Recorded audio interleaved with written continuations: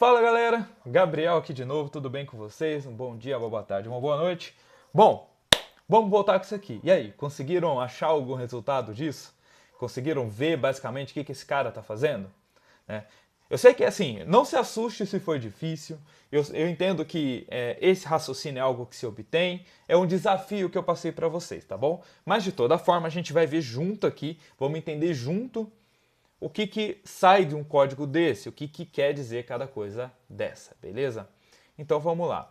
Bom, este seria o output desse programa, né? Eu peguei aquele programinha em Python e rodei ele, né? Repara que ele fala assim, ó lá, digite n, digite x, digite x, digite x, soma 12.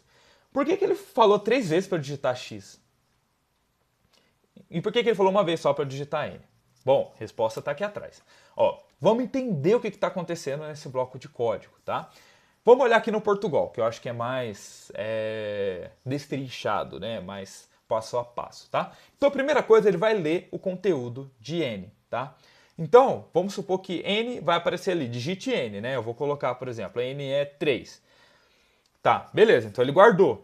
Esse n é uma variável que está em algum lugar da memória que guardou 3, tá? Então o s vai receber 0, o i vai receber 1. Os dois são variáveis, mas basicamente o valor que está ali está meio que fixo, né? A gente não tem possibilidade de alterar do outro lado do programa, né? Só codando, né?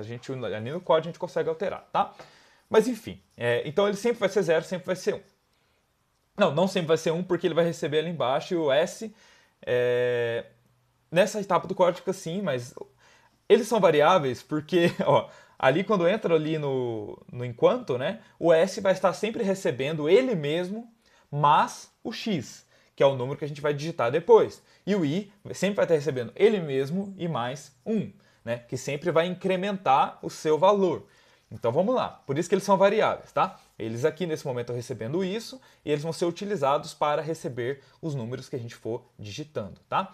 Então, o nosso enquanto, né? A gente vai entender direitinho sobre enquanto e faça, basicamente, mas já vamos tentar entender aqui, tá? Então assim, enquanto essa condição aqui, né, que pode ser qualquer condição, não seja satisfeita, né, não seja cumprida, eu vou executar essa quantidade de instruções, de comandos, né? E quando essa condição for satisfeita, eu paro. Aí eu vou lá no fim do enquanto e exibo o resultado, tá? Então vamos lá. Então enquanto i for menor ou igual a n, que é o número que eu digitei, que no caso é 3, faça. Então, ó, ele vai executar a primeira vez, porque eu digitei que n é 3, né? Então, i é menor que n, então ele vai executar, né? Ele não é igual, então... isso mesmo, deu uma pausa aqui. É isso mesmo, então é assim, o i é menor ou igual a n, então ele é menor que n, então ele não pode, ele vai executar, né? Então ele vai executar, primeira coisa, ler x. Então ele vai querer receber do usuário x. Então se eu coloquei que é 3 no n, basicamente eu vou digitar 3 vezes o número. E o que ele vai fazer com esse número? Então vamos supor, eu digitei ali 1. Aí o s, né, ele é 0, né? Ele vai receber 0 mais o x, que é 1. Então é 1. E aí o i vai ser i mais 1, então o i que era 1 vai ser 2. E vai voltar de novo, né? Então, ó, o que eu tenho? 2 é menor que 3, né? Menor ou igual a 3? Sim. Então ele vai continuar, então ele vai fazer de novo. Então ele vai receber o segundo número, que é 1. Então ele vai receber outro 1. Então ali, o S agora é 1, certo? Porque ele recebeu 1 da outra vez. Então vai ser S, né? 1 mais 1. Então vai ser 2 agora. Então nosso S agora é 2. E o I, que era 2, vai receber I, que é ele mesmo 2, mais 1. Agora o I é 3. E aí ele vai voltar ali no enquanto. Então, olha lá, aí, enquanto i for menor ou igual a n, faça. E agora? O i é 3. Então, assim, ele não é menor que n ainda, mas ele é igual. Então, se é menor ou igual, então ele vai executar mais uma vez. Então, ele é menor ou igual a 3, então o i é igual a 3, então vai continuar, né? Então, ele vai lá, ele vai ler o terceiro input. Eu vou colocar 1 de novo. Aí, nosso s, ele é 2, né? Então, vai ser s2 mais x, que eu digitei 1, então ele vai ser 3. Então, nosso s terminou em 3, tá? E aí o i agora vai ser 3 mais 1, que dá 4. E aí ele vai voltar lá no enquanto, vai falar, pô, agora o i é maior que n. Acabou. Não tem mais jogo aqui. Não, já era. E aí vai jogar a gente no fim do enquanto, tá? Falou, agora não cumpriu a condição, não vai passar aqui, não tem a carteirinha, não vai entrar, beleza? E aí jogou no fim enquanto. E aí o exibir. O que o exibir vai exibir? A soma e S. Então ele soma ali, tem 2 pontos, um espacinho para ficar bonitinho, né? Então ele vai exibir a string, né? A representação textual de soma, 2 pontos, espaço. E o S, que é o nosso valor lá em cima, que é 3. Então o que ele vai exibir? Nesse contexto, que a gente coloca N3 e digita 1 para os 3x que aparecer, vai exibir soma, 2 pontos, 3. Tá? Então, ó, aqui dá para ver o que aconteceu, ó. Então, o que eu coloquei ali? Digite N3, que significa que o nosso código vai repetir 3 vezes, vai dar 3 números para a gente digitar. Então, o x foi 3, 4, 5. O que ele faz com esses números? Basicamente soma. 3 mais 4, 7, mais 5, 12. E aí, o que ele exibiu no final? Soma 12.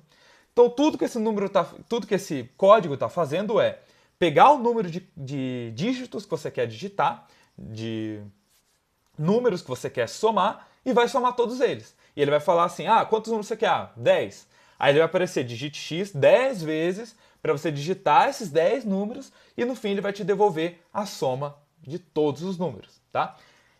E é isso que esse código faz. O que acontece se eu digitar um caractere ali? Ele vai quebrar, porque ele não tem nada que lida com outros dados. A gente poderia colocar, por exemplo, para ele, se entrar algum caractere diferente de um número inteiro, que bloqueie, né, e peça, por exemplo, fala assim, não, esse caractere está errado, digite novamente. A gente poderia fazer algo assim, tá? Mas nesse caso aqui é um programa muito simples que não tem essa função ainda. Tudo que ele está fazendo é pegar números inteiros e fazer uma operação de soma com eles, tá? E também pegar o número inteiro e repetir ele diversas vezes, né, e fazendo várias somas em cada iteração, tá? Então aqui a gente já tem a ver com código, assim, não é o código mais simples do mundo, mas até com alguma complexidade, né?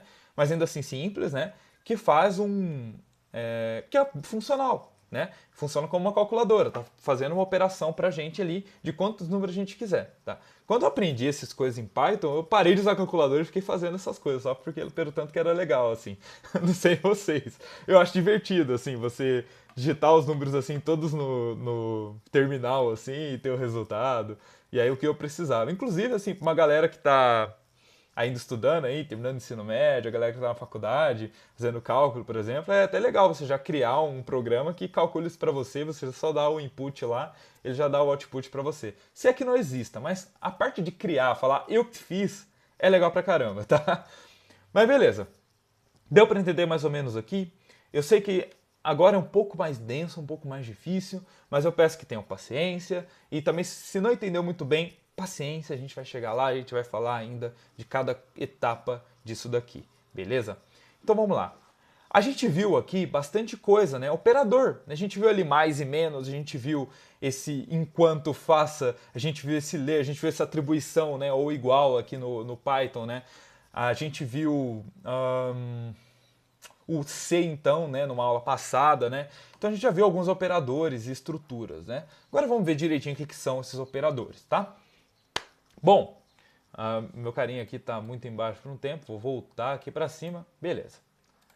Bom, então operadores a gente tem 3 tipos. Aritméticos, que são mais e menos, vezes, exponencial, divisão, tem a divisão inteira também, dependendo da linguagem, né? Que são tudo que a gente faz cálculos matemáticos, né? A gente pode ter parênteses também, que igualzinho na matemática, né? Dá prioridade para o que está em parênteses, né? A gente tem os relacionais, que são os que comparam tamanho, grandezas, né? Diferente de, maior que a gente viu ali atrás, né? Maior ou igual, menor ou igual, né? Que são esses que comparam elementos, né? Que devolvem um true ou false, né? É maior que, vai dar um true. É menor que, vai dar um true. Se for, não, tá pedindo maior que, mas ele é menor, então vai dar um false, tá? E os lógicos que também dão true e false, né, que pegam 2 condições, como o e, o ou, tá? A gente vai ver isso direitinho, tá? Mas, no geral, né, definindo operadores são meios pelo qual incrementamos, decrementamos, comparamos e avaliamos dados dentro do computador, tá? Então, em código, a gente vai usar o operador o tempo todo, né? A gente usou operadores aqui nos nossos exemplos, certo? Então, vamos lá. Operadores aritméticos, tá? Eles são usados para obter resultados numéricos. Óbvio, são os que a gente usa para fazer cálculos matemáticos, tá bom? E a gente pode usar também eles para, por exemplo, se eu tenho duas strings, né, dois conjuntos de texto, por exemplo, eu tenho Gabi e o Riel. Eu posso colocar aqui string Gabi mais Riel e algumas linguagens juntam isso e fica Gabriel, uma string só, tá? Mas vamos pensar, assim, no geral, que é para números, tá? Então eles fazem adição, subtração, multiplicação, divisão, exponenciação, tá? Aqui a gente tem os principais operadores aritméticos, tá? Como a gente é limitado aos símbolos do computador, né, não tem aqueles símbolos que a gente conhece na matemática no papel, né? Então a divisão é representada por uma barra, né? Em algumas linguagens eu tenho a divisão inteira, o resto da divisão, que é representado por duas barras e o símbolo de porcentagem, tá? Mas isso varia de linguagem para linguagem, por isso que eu não coloquei aqui, eu coloquei meio que é padrão em todas, né? Multiplicação, que é o asterisco, exponenciação, né, que é dois asteriscos, né, que é sempre elevado ao quadrado, ou aquela potência que você colocar depois, tá bom? Tem uns que usam o sinal de, tipo o circunflexo, né, para fazer exponenciação, tá? E ali eu coloquei ali para lembrar vocês da hierarquia das operações aritméticas. Eu sei que vocês já passaram o ensino médio, a maioria de vocês, mas isso é muito importante, tá? Porque quando a gente vai mexer com cálculos matemáticos, a gente precisa saber o que vem primeiro. Então, ó, primeiro sempre que está em parênteses, depois a exponenciação, né, o que precisa elevar ali alguma potência, depois a multiplicação e divisão, né, o que ia aparecer primeiro, e depois o mais e o menos, o que ia aparecer primeiro, tá? O computador vai sempre operar dessa forma. Ali tem um exemplo ali de total igual a preço vezes quantidade, né? E ali mostra o resultado, né? Vocês podem fazer aí nessa sequência, né? É assim que funciona em algum código. Se você colocar isso em qualquer linguagem, é esse o resultado que ele vai devolver, tá? É assim que ele entende a hierarquia das operações aritméticas, beleza? Bom, vamos lá. Agora, operadores relacionais. É aquilo que eu falei, que são aqueles que comparam valores, tá? E que retornam true ou false, né? São utilizados para comparar tanto string de caracteres e números, né? E podem comparar também números também, tá? E os valores a serem comparados podem ser caracteres ou variáveis. Eu posso colocar o caractere diretamente, eu posso colocar a variável diretamente, o número diretamente, ele compara. Por exemplo, posso dizer, se for maior que 100, posso colocar o 100 lá direto, né? Uma variável maior que 100, por exemplo, tá? Então, esses operadores sempre retornam valores lógicos, né, booleanos, que é verdadeiro ou falso. Para saber prioridades que diz respeito a operações executar primeiro, utilize parênteses. Tá? Da mesma forma que lá atrás, a gente pode colocar parênteses para indicar quem vem primeiro. Tá? Então, ali tem alguns exemplos dos símbolos que são utilizados, né, quando eu quero dizer que algo é igual a... na verdade, ele está errado. Na verdade, seriam dois iguais. Tá? Eu acho que aqui deve ser alguma linguagem específica, não sei se é o Visual Basic, mas geralmente igual a é dois iguais, tá? Mas no Portugal, com a atribuição a setinha para o lado, a gente pode usar um igual só, tá? Então igual a vai ser um igual, diferente vai ser esse símbolo de maior e menor junto, asterisco, ou exclamação e igual, né? Tipo, diferente de igual, tá? Maior que, menor que, maior igual, menor igual, tá? E ali, por exemplo, ó, o que vem, né? Se eu digo, por exemplo, A é 5, B é 3, né? Vamos supor que cada variável recebeu um número. Se eu falo que A é igual a B, vai ser falso, porque não são iguais. Se eu digo que A é diferente de B, vai retornar verdadeiro, porque 5 e 3 são diferentes. Se eu falar que A é maior que B, vai dar verdadeiro, porque 5 é maior que 3. Se eu colocar A menor que B, vai dar falso, porque 5 é maior que B, que 3, né? Então, isso é falso. Se eu colocar que A é maior ou igual a B, é verdadeiro. Se colocar A é menor ou igual a B, é falso. Deu para sacar? Acho que é tranquilinho essa parte, né? Acho que dá pra gente tocar o bonde aí. Então, vamos lá. Próximo aqui são os operadores lógicos, tá? Esses operadores também retornam verdadeiro ou falso, tá? E eles geralmente conectam duas expressões diferentes. A gente combina duas expressões. Eu posso dizer, se 4 for maior que x, ou x for maior que 12. Eu posso comparar, eu posso juntar duas expressões. Às vezes eu preciso de mais de uma condição. Ou eu preciso, às vezes, o oposto daquela condição. Se não for o caso que 5 é maior que 10, né? Não, 5 é maior que x, né? Aí ele vai executar uma certa ação, tá? Então, os operadores lógicos são esses que alteram o valor de uma expressão, tá? E o resultado é verdadeiro ou falso. Então ali, por exemplo, eu tenho uma tabelinha de valores e operadores, tá? Então, por exemplo, vamos supor que o primeiro valor seja verdadeiro. né? Vamos supor, sei lá, 5 maior que x, vamos supor que é verdadeiro, né? E o segundo vai ser, sei lá, que x seja maior que 2, né? Vamos supor que os dois sejam verdadeiros, né?